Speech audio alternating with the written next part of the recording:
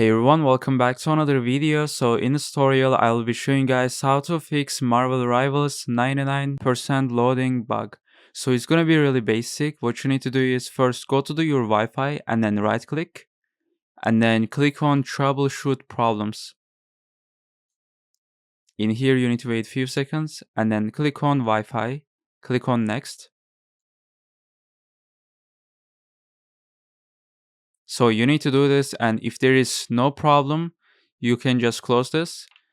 And then you can just go to your library, and then in here you need to find Marvel Rivals. Just right click, go to the manage, and then uninstall the game, and then re-download the game. And then after that, you can just go to the properties, and then in this section you need to go installed files, and then click on the verify game files.